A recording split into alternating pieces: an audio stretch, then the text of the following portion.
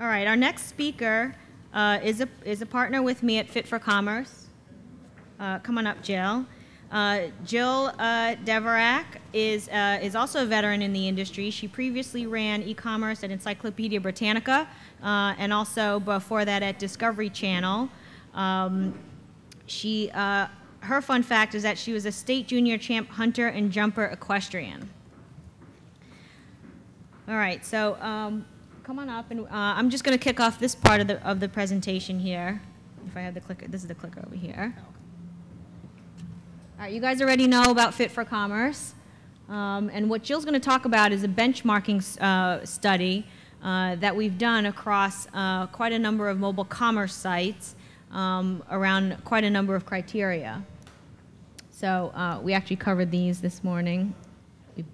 Okay, so the Fit for Commerce mobile commerce benchmark, that is a mouthful, was done with 100 mobile commerce sites. These are sites that we feel are leading the industry in terms of mobile commerce. We look at 100 different best practices across these sites, who's doing what, who's doing it well, how are they doing it across multiple operating systems. Of the 100, there are 13 different categories of mobile sites. They are mostly retailers. And we're looking to expand this into more of the there's travel, but additional travel, services, healthcare, and so on, financial services. And why is this important? Because a benchmark tells you where you stand and also where you need to be, as well as where you can go. It can also help you prioritize and get budget for the activities or the initiatives that you need to take. So this is the reason why we do a lot of benchmarks, and when we work with clients, a benchmarking comparison or study can be helpful. Because of all the many things you've got to do, right, what I keep hearing is, how do I prioritize which ones I should work on? Okay, so with that, I'm going to hand this over to Jill, and the full benchmark is going to be out later this year or possibly into January. But I've asked her to share some of the top 20 elements within the benchmark. And as we're going through this, maybe ask yourself, am I doing these things? And am I doing these well? And how would I rate myself? And maybe give yourself a score at the end of the 20. Thank you, Bernadine. So while we're going through these, it's top 20 with some screen grabs. We're pulling them out across verticals. Obviously, certain sites can be in multiple verticals, but we're also pulling them across the entire benchmark. So, you know, you're not just sharing eyeballs with your direct competitors. You're also sharing eyeballs, whether it's an app or a site, for minutes, for, you know, word of mouth, viral marketing. So it is important. Don't, you know, if you're in the electronic space, of course, just like anything else, you're going to benchmark yourself across other verticals as well. So the number one is, most importantly, I think Andrew Coven talked about that this morning, right hand, left hand. Think about your mobile moments. We've heard the word user more than customer this week, and I think that's very apropos. So think about when somebody is using or wanting to use your site, whether it's a site or an app, what are they doing? Are they walking one-handed through an airport? Are they, you know, on the train looking up, you know, where the restaurant is?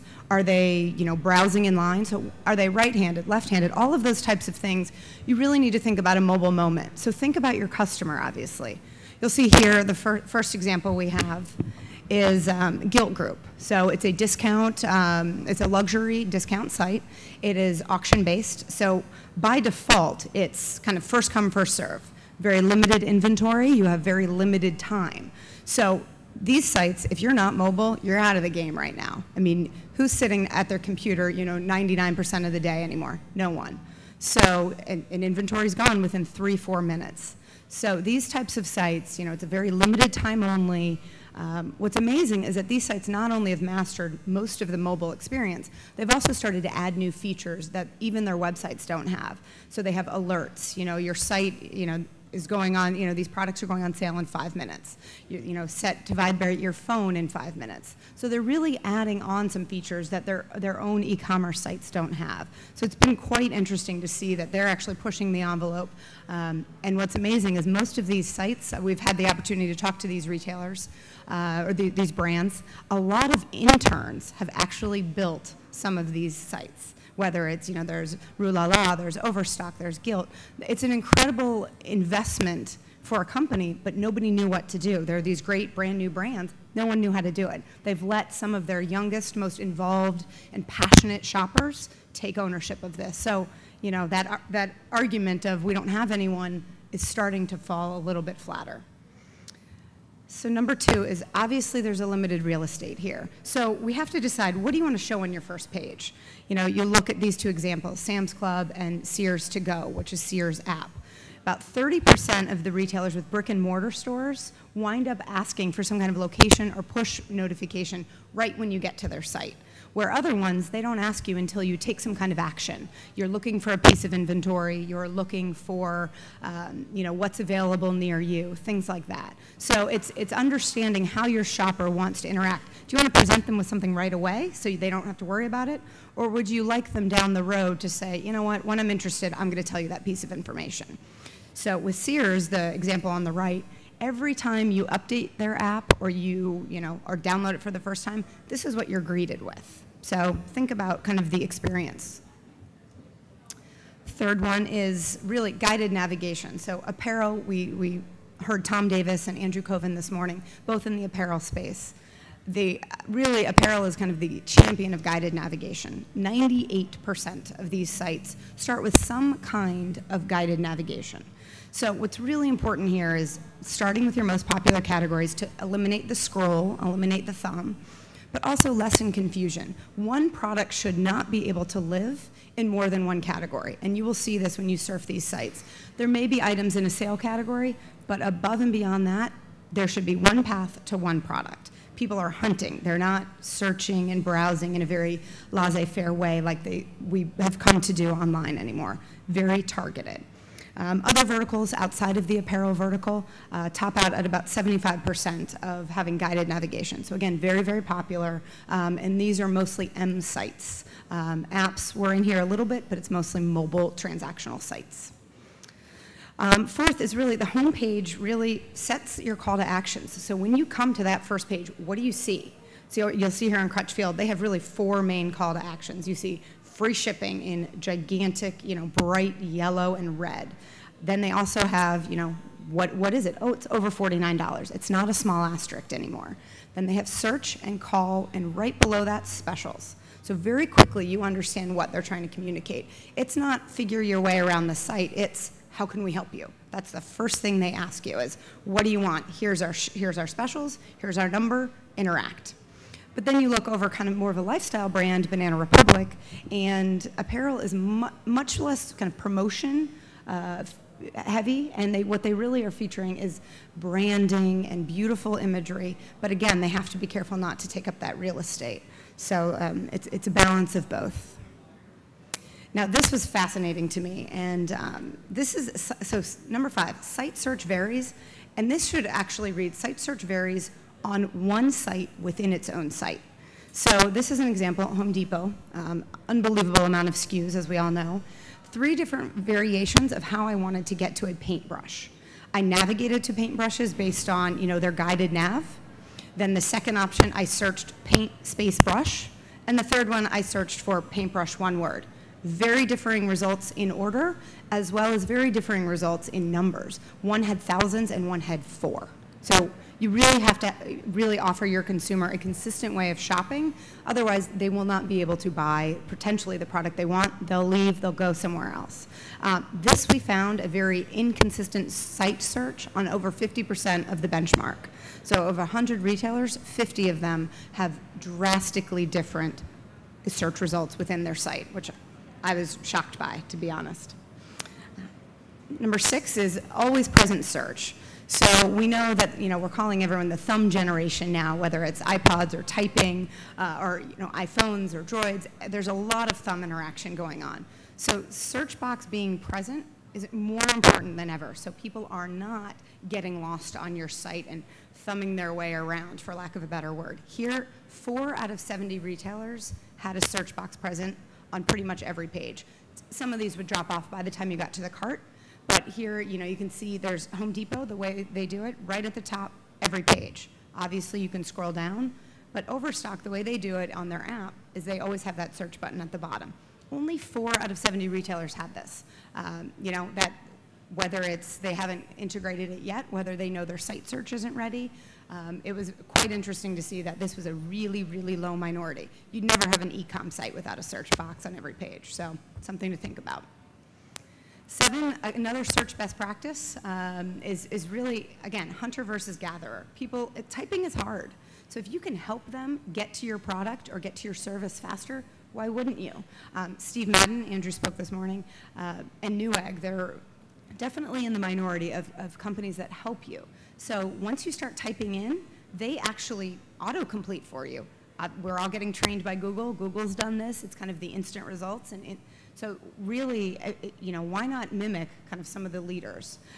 What was fascinating as well is advanced search. So a search page that's huge for retailers with very, very large SKU counts. That it's present on about 25% of sites. But the irony is I couldn't find it, and I spend lots of time on mobile sites. I could not find advanced search. I would find it after searching and searching, but if it's there, it needs to be very present, especially if your customer is looking for a specific item. Number 8, so again, we would never do this on our e-commerce sites that we run, so why would we do this now? So no results. If you search for an item, whether you spell it wrong, there's no inventory, it's a word that isn't in the dictionary. It's a thesaurus word that you don't have keyed. I was getting no results, hard declines, no soft upsells, nothing of, did you mean or can we recommend a bestseller? So here are some phenomenal retailers, Overstock and Macy's, that are just kind of giving me a hard decline, and they're not really kind of bringing me up into another vertical or another product or category on their site. Number 9, the pickup in store. I think we were talking about this on the panel. Pickup in store is really not prevalent yet. This is an amazing opportunity for multi-channel brick and mortar retailers, even potentially brands that sell through other retailers. This is a phenomenal opportunity. Walgreens, Macy's, JCPenney, Walmart. These are some of the retailers that have store-specific promotions. So I walk near a store and they're saying, you know what, the Target near you in Arlington, Virginia has an offer on baby powder today. That's exciting for me because I'm interested in baby powder. If I'm not near that store, don't send me that. But what's amazing is I can't pick that up. It was about 90% across all of our benchmark. You can't do that. 10% of our retailers across the benchmark had that. We had about 13 mass retailers. The rest were all, whether it was apparel, travel, food, consumables. You can't order on your phone and then pick up in the store. Thought that was very interesting. And food, obviously, this would be a huge win. Number 10. So mass merchants, here this is Target's example. You can add this item to your shopping list, which is phenomenal. So I'm sitting at home, or I'm not searching while I drive, but maybe I'm sitting in a store next door and I want to start making my list. Well, I can start creating a list, so then when I get to the Target, what I can do is to open up my shopping list and it will direct me around the store. It will say aisle 12, third shelf down, that's where your item is. And it will actually create a shopping experience and a shopping path for me. Great for busy people, and in this day and age, who isn't busy, who doesn't have their phone with them. Only 2% of our retailers across 100 had this. So obviously a roadmap item, not something that's easy to integrate, but it is something that would be phenomenal for holiday. Also, one thing to note is these stores also had inventory, real-time inventory. So if I was looking for an item, it had been on my list, but now it's not in stock when I got to the store, there would be a message. And what would be a great opportunity that no one I've seen has done this yet is a similar item. So suggest another item to me when I'm in your store and tell me where that item is. Number 11, so compare is rare. So this is something that is a must-have across items that have multiple attributes, variants. It's obviously very large in the electronic industry. That's really where it's best suited. Very, very few sites had this. I think Best Buy is one of the few that we saw out there that has this. What would also be interesting is that other verticals, so whether it's hotel rooms, gadgets, even luggage or computer bags, things that you don't normally think of as being very complex, when you're comparing sizes, you don't want to go back and forth on your mobile phone between 3 different screens. So why can't I select a few and compare them one above another and pull out the attributes like you see on the right? Pull out the attributes and tell me what's different about these products. So once you add an item to a cart, it will essentially tell you, you've added this. Thank you. Whether you see a 1 pop up at the bottom of the cart like you'll see there at Godiva, or a pop-up in the middle of your screen so you can't miss it. You can't go anywhere else without it. On the right, you'll see Office Max, so office supply vertical, ever-present mini cart. This is a really interesting, unique way. I mean, this is almost omnipresent across most sites at this time, e-commerce sites. The mini cart is a really consistent way because you're giving your shopper a one-click way before you check out. So this is 83% in apparel across mobile sites and apps, 66% in gifting, and then 90% in home. So I thought that was pretty interesting. So you're one click away at all times in those verticals, and those were the verticals with the highest penetration rate of confirmation and mini cart presence. 13, share to social. So we heard a lot about Steve Madden's work this morning. Apparel are really the first to kind of seriously enter this space. Apparel, and then you can add in the luxury and the discount sites as, Gilt or Overstock, Rue La La, ideally. But of the 32 apparel sites in our benchmark, 31% included some kind of a share to social. And this was the largest penetration that we saw across any vertical in our benchmark. Across the rest of the benchmark, it was about 3%. So when you take out the apparel retailers, it was really low. But think about your customer. Aren't they on a social network? Aren't they sharing constantly, tweeting constantly? Some are, some aren't. So make it easy, whether it's a Facebook like, a Twitter integration. It's what we all had with email this link. It's much harder to now send a URL from a mobile phone, so make it easy for them. It's free marketing, it's viral, it's word of mouth. Make it easy for them to share your product. 14 is repeat visitors. So we're always working on this in our e-commerce sites. So why aren't we then kind of bringing that over? So you'll see on the left Overstock. I thought it's a really fun, quick app. It's actually like a lottery ticket. You scratch it off with your finger. This is an iPhone app particularly. You scratch it off, and I didn't win this day, which was really annoying when I was creating my slides. I've won every other day. It's a $5 off or free shipping or something small, but it's enough for me to think twice before I go look at another site for an item I might be able to get on Overstock. It's just another incentive. Creates a little bit of loyalty, and it creates, it keeps it on my phone also. So then on the right-hand side, you'll see Amazon's daily deals. I mean, this is, obviously a win for somebody who has a lot of staff, a lot of products, and can offer these deep promotions. Sometimes if you just I have the word joining there, but sometimes if you let people join your mailing list or your mobile list, you offer them an opt-in, then you give them access to the daily deals. So there's a way to kind of, get people to opt in, just like our email list, just like we built those lists before. 15 is reducing barriers to purchase. So there are a couple different ways, but one thing that's really interesting is people are a little bit scared right now still of shopping on mobile. Not everybody's excited about it. They might check things out on the site, but they're not convinced that they should be checking out on their phone yet. So one way to do this is really, it's trust certifications, but it's also verifying that your site or your app has the exact same prices as your .com or your brick and mortar stores. So you can look at our benchmark, benchmark, 90% of electronic retailers do this. So at the bottom of the footer, you'll see over on the left, it's Best Buy. At the bottom, you'll see they are telling you our prices are the same. So you don't have to compare with their .com site or go in the store. Their prices are the same. What was interesting is 90% of the electronic retailers, they only compared it to their .com site. They did not compare it to the in-store sites. So a lot of these obviously have local promotions or, the Sunday mailers that they still do in direct mail. So it is interesting when you read the fine print, it's not every channel that they're offering the same price. It's more of a kind of microcosm of their full network. Gifting, small percent, about 30%. So this is, Harry and David's or a Red Envelope or those types of stores give you some kind of a price guarantee. Apparel, 20%, which was pretty small considering how advanced apparel sites are in this space. And discount retailers, the Gilt or any of those, 0% had it. I never found a different price between mobile and .com sites, but 0% of them actually told me that. So it's something interesting to note, that just communicating that with your customer. Steve Madden is on the right, and they're also telling you that the prices on their online and store are the same. 16 is that gifting retailers really have an opportunity here. So when you think about buying a gift, whether it's flowers, thanks for letting me stay with you, happy birthday, you had a baby, you're on the go a lot.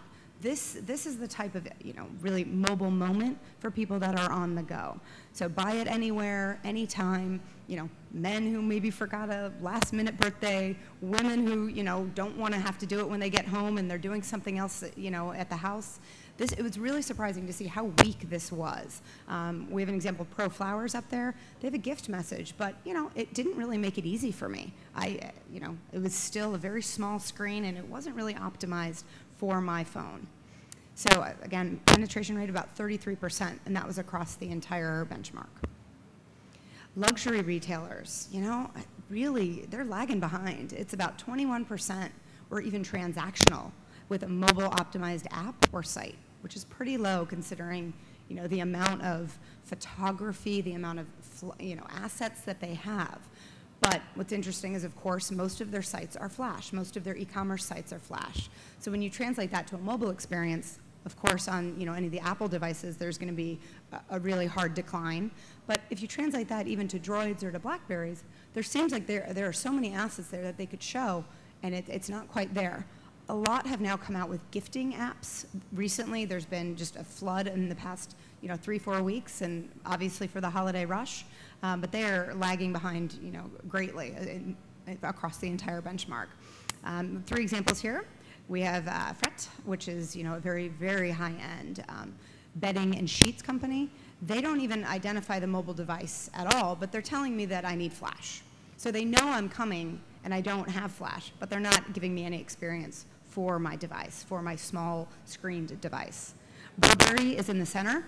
I get a beautiful, nice image of these, people wearing Burberry products, but I, can't read what they're saying. The contrast is terrible. And it's really, really hard for me to experience their site because they say, oh, we can't serve up our sites in Flash. But all I wanted to know is where my local Burberry store was. I didn't really want to buy a product. I clicked on store locations, and this is what I got. So then, and you have Christian Dior. Again, they know I'm coming to them from a mobile site, so they've done that much identification. But they're not telling me anything. I can't even read it. It basically said, sorry, our site's in Flash. Visit our HTML version. So really kind of a hard decline for me to experience and interact with their site. Show my friend a bag, show my friend shoes. I can't do it. Oops, skipped 18. No, 18 is missing. All right, well, we're gonna have a top 20, not 21 now. So number 19 is going halfway. So this is an example of Sports Authority. So you can see at the bottom, right above kind of the typical iPhone arrows and Safari browser, this is their mobile site. So you see browse, search, cart. Those are mobile navigation tools. But when you look at the product page behind it, that's their HTML site. So it's a very mixed experience. It's product page on their HTML, but footer is on their mobile. I don't really know if I'm on the right place. I can zoom in, but the prompts and the scrolls are not right for my phone. And this is the same experience that I got on my Droid when I tried that as well. Some iPad experiences are seeing this mixture. Retailers are a little bit unsure of whether an iPad or any of the tablet devices are a full mobile or are they really just a PC.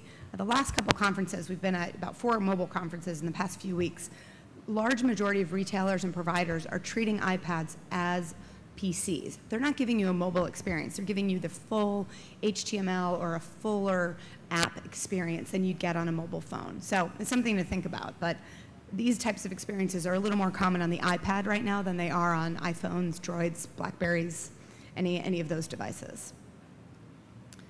So we have number 20. Don't forget to keep marketing. So Bernadine this morning introduced mobile, and our whole day this is another channel. This is not just an extension of, an e-commerce system. This is a whole new channel, catalog, brick and mortar, e-com. So, here are 2 examples of, different retailers, Hot Look and Sam's Club asking me, can they tell me about their, whether it's local permission or just permissions in general? They want to be able to market to me. So if I click allow or, okay on any of these, I'm essentially opting in to get their messages and to understand how they want to communicate with me. And it's a simple way. You don't have to make it very interactive unless they want it from you. So it's a good way of kind of asking people, do you want to hear from me? Do you want me to tell you about what we have? Retailers, at the end of the day, you want people to come into your stores. You want people to go to your sites. So using all of these regular ways we market online is the exact same parallel here, same analogy. So asking for mobile opt-ins.